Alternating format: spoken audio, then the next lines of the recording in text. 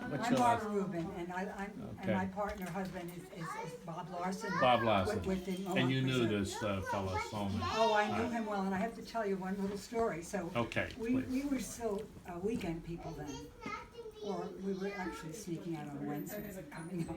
Okay. And I started a little vegetable garden, and I put, not knowing much about wild animals, I put chicken wire up that was about this big. Okay? I come up on the weekend, and there are these little small woodchucks dead Oh. in the wire. Oh, I got stuck. Oh, no, Solomon bopped him, Oh, and he came up. He was saving my vegetable oh, he garden. wanted to protect it, yeah. Yes, I mean, he wanted to, Yeah. it was like, oh, thank you very much. Yeah. So I immediately changed the chicken wire to this size. I I had- mean, he was a fabulous man. Well, he's a follower of Father Divine who, when Father left this area, stayed in the High Falls area and actually purchased some property down in the Clove. Yeah, he was two houses down from us. It's And kind of interesting, He because at had one put in end a of, swimming pool that Yeah. leaked.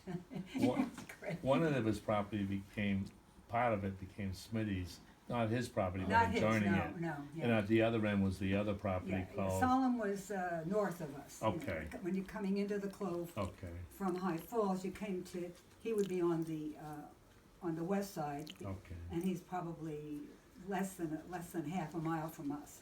I know he did some, We're on the left side. I know he did some odd jobs around town, and I know he worked at a gas station, which would have been Right. on the corner of Lucas Turnpike and Route 213. But he greeted us, he took to us right away. Yeah. It was very nice. So he's one of the followers that stayed Yes. in High Falls, Right. or in the Promised Land. Yeah, thank you. So I'm hoping to come back with Bob Okay, yes, Larson, but if we don't come exactly at 1, and we're a okay, little bit later, because my friend won't arrive, okay, I mean, I don't know whether he'll be here or not.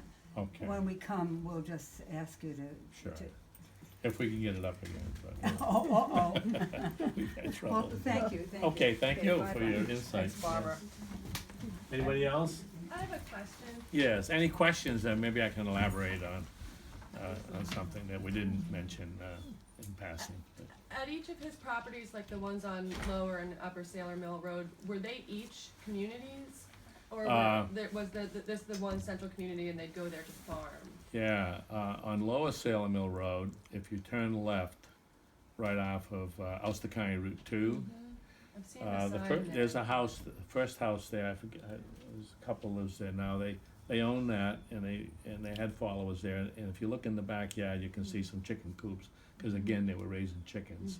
If you go down a little further, there's a big barn, and it's been recently restored, and then you go a real sharp corner, and there's a stone house there. Yeah. And I forget the gentleman who owns that now, but they own that building. A friend of mine who's still alive lived over there on Acorn Hill Road, Sheldon Boyce. He worked there for Father Divine. He worked on the farm. They also had some property, if you get to Crumville, before you turn on Salem Mill Road, if you turn right, and there's a going back toward Olive Bridge. On your left, there's a graveyard down there, and there's some fields down there. They grew melons. Father Divine's followers grew melons there.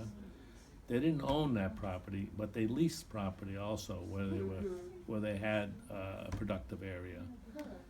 And then, but a little further up the road, when you go past Upper Salem Mill Road, continue on, and before you get to Acorn Hill Road on the right and Beaver Lake Lodge on the left road, there's a White House on the left, and there's some other houses on the right. He owned both of those parts. I really owned a lot of Yeah, and they had a gas station there, and they sold candy. The men lived on the right, and the women lived in the house on the left. And they served chicken dinners there. So, more so than this place. Like, it doesn't still have an overhang like a gas station. No, it doesn't. In fact, the gas station years later was towed down the road by a guy who knew some of the followers of Father Divine. He's still alive.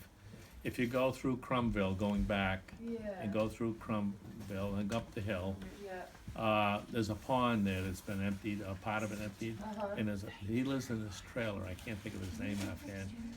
And in the backyard is the gas station, the Father Divine, which he gave me a couple of years ago, so if I wanted to take it apart and bring it down to my farm, I'd have Father Divine's gas station.